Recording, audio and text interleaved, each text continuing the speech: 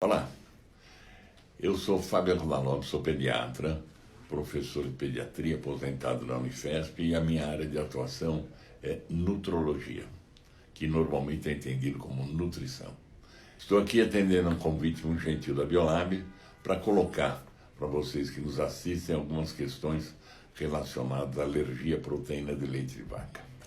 Bom, meu nome é Rita de Cássia, pessoal, tudo bom? Eu sou nutricionista com formação na UNEB, Universidade do Estado da Bahia. Sou especialista em nutrição clínica e fundamentos metabólicos e trabalho com alergia há 18 anos, alergia alimentar. Então, e a convite da Biolab, a gente está aqui para responder algumas questões pertinentes que as mães têm muitas dúvidas. Então, daqui a pouco a gente começa.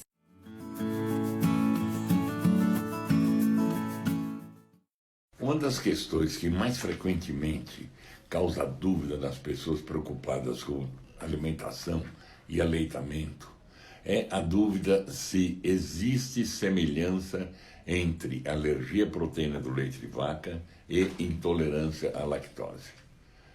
Então a gente pode começar respondendo assim: do ponto de vista de sintomas, pode haver semelhança. Do ponto de vista de causa, não tem nenhuma semelhança. Vamos procurar explicar rapidamente. A lactose é o açúcar próprio do leite. A natureza nunca imaginou que algum mamífero, como é o nosso caso, fosse ficar tomando leite além da fase de desmame. Nunca imaginou que o homem fosse tomar leite de um outro animal, como é o nosso caso. Em função disso, a capacidade de fazer digestão da lactose, ela diminui com o tempo. Diminuindo essa capacidade de digestão, depois dos 5, 6, 7 anos de idade, a lactose do leite ela é fermentada ao invés de ser digerida adequadamente. Aumento de gases, movimentos intestinais acelerados, diarreia, distensão, estufamento da barriga, esses são os sintomas clássicos da intolerância à lactose. A alergia à proteína do leite de vaca pode ter, em parte, esses sintomas, mas também tem muitos outros sintomas que podem estar ligados a aparecimento de lesões da pele, urticária, inchaço nos lábios, outros sintomas digestivos, uma diarreia frequente, falta de ganho de peso, a criança se sente muito incomodada, chora, e é uma situação que vai aparecer desde o início da vida, no primeiro contato que a criança tenha com uma proteína de leite de vaca, que em geral se dá quando ela é desmamada do seio materno e passa a receber alguma fórmula infantil. Então não vamos confundir, mesmo que alguns sintomas sejam parecidos, são clinicamente situações absolutamente diferentes. Doutora Rita, quer comentar alguma coisa? Não, é exatamente isso, né? As pessoas ainda confundem porque tem apenas um nicho, né? Uns sintomas específicos que são comuns aos dois. Só que um não tem nada a ver com o outro. Um é apenas a incapacidade de digerir e o outro vai fazer recrutamento de células do sistema imunológico para proteção contra a entrada do alimento.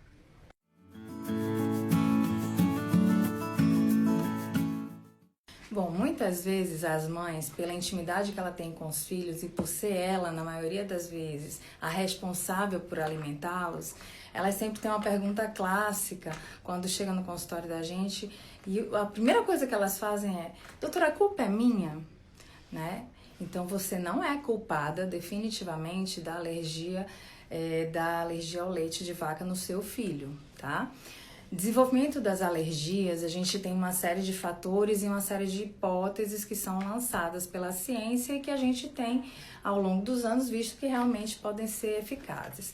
A primeira hipótese seria do nascimento, né, a hipótese da higiene, por a gente ter hoje muitas condições de higiene na hora do parto, né? Essa criança pode haver uma deflagração de sintomas quando ela chega no berçário e por conta de toda essa problemática, né, de ser tão estéril. Então, antigamente os partos eram normais e isso aconteceu, o primeiro contato com coisas que o sistema imunológico era ativado eram bactérias da própria mãe no momento do parto.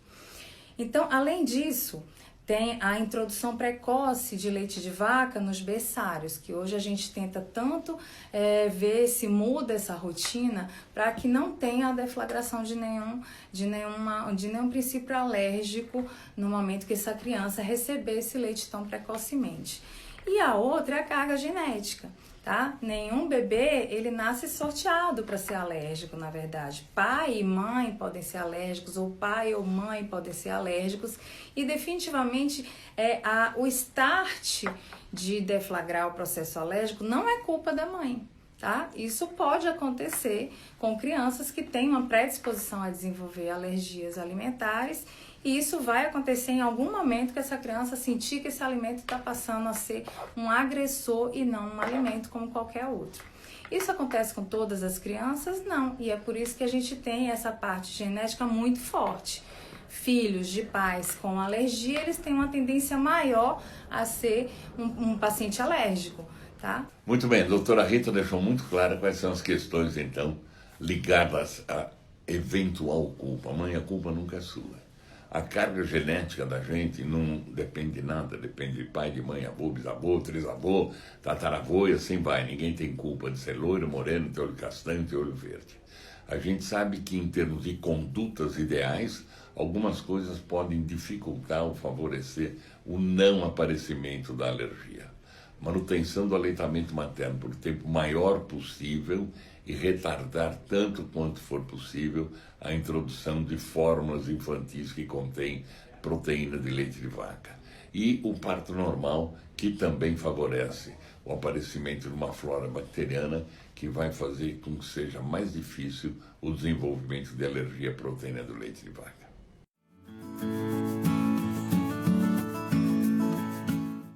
A alergia à proteína do leite de vaca é diagnosticada em até 6 a 8% dos recém-nascidos.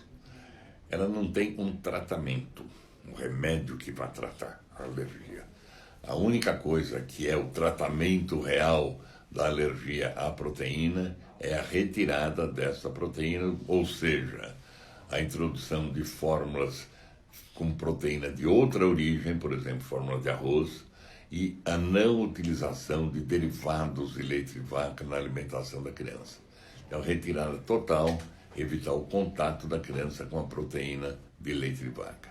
Feito isso, os sintomas desaparecem. E o teste para reintrodução do leite de vaca, ele pode ser feito a cada 6 meses, com cuidado nas fases iniciais, introdução de quantidades muito pequenas, muitas vezes feitas em hospital, em ambulatório com assistência médica, para evitar o desencadeamento de algum problema maior, até que os sintomas desapareçam. Em 90% das crianças alérgicas à proteína de leite de vaca, os sintomas desaparecem até os 4 anos de idade, na grande maioria das vezes. E quando a gente fala em tirar essa proteína, em fazer esse isolamento, a gente ter o total controle disso, né? O controle de traços é extremamente importante no paciente alérgico à proteína do leite de vaca. Não adianta a gente estar afastando da alimentação essa criança e ele dentro da casa sentir os vapores do leite, porque proteínas vão ficar em suspensão no vapor e ele vai ter contato da mesma forma.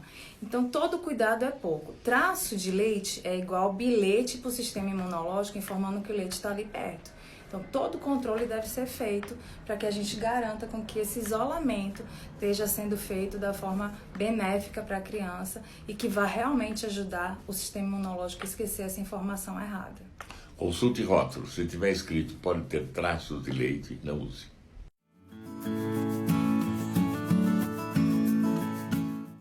Então, um conselho para essas mães é que não tenha pressa de reintroduzir o leite, tá? A gente não é bezerro, a gente não precisa dele. O que precisa é a gente justamente fazer o isolamento correto para que essa criança tenha qualidade de vida em anos posteriores. Mas não tenha pressa. O sistema imunológico ele não funciona correndo. Apagar informações de células ativas não é fácil. Então não tenha pressa não. Vai devagar que a gente vai conseguir. Como pediatra, eu diria às mães que têm filhos portadores de alergia à proteína do leite de vaca, não se desespere, fique tranquila. É difícil numa fase inicial da vida dentro daquilo tudo que é hábito alimentar da nossa população, manter a criança absolutamente longe, sem contato com proteína de leite de vaca. Mas saiba assim, primeiro, você não tem culpa. Segundo, a grande possibilidade de que isso desapareça com o tempo. Terceiro, a gente tem experiência de ver crianças com esse tipo de problema no consultório que acabam espontaneamente recusando e reconhecendo os alimentos eventuais que eventualmente podem ser agressores e desencadear reações alérgicas. Então fica tranquila, isso vai passar e seu filho tem toda a condição de crescer de maneira absolutamente normal, igual a qualquer outra criança que não tem esse problema. Fica calma, tá? Só para fechar a parte nutricional, eu queria deixar as mães tranquilas com relação à necessidade de leite. Nutricionalmente, a gente não tem necessidade de leite desde quando a gente já introduziu proteínas de alto valor biológico. Carne, frango, ovos, peixe. No momento que essas carnes são introduzidas, a gente perde a necessidade de ter o leite na dieta.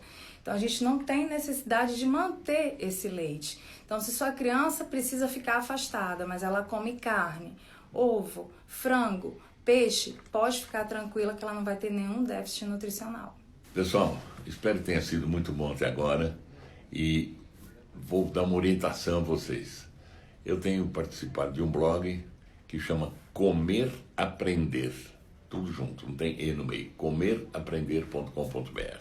A gente fala lá de todos os problemas nutricionais, de alimentação inclusiva, de crescimento e desenvolvimento, e gostaria muito que vocês acessassem esse blog para me conhecer melhor e para ter uma informação relacionada a uma série de dúvidas diferentes dessas que a gente falou hoje, que podem ser solucionadas lá. Muito obrigado.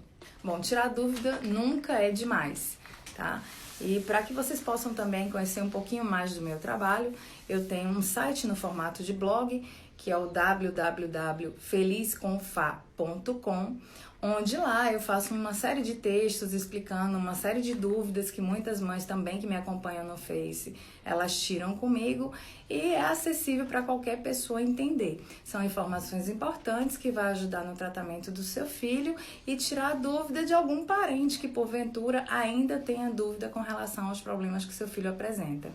Foi um prazer imenso estar aqui com vocês. Eu agradeço muito o convite da Biolab, eu estar aqui com o Dr. Fábio Ancona. Então, é isso aí. Mais tarde, em uma outra oportunidade, a gente se encontra. Um beijo. E assim, na dúvida, sempre procure nutricionista ou o pediatra. Exato.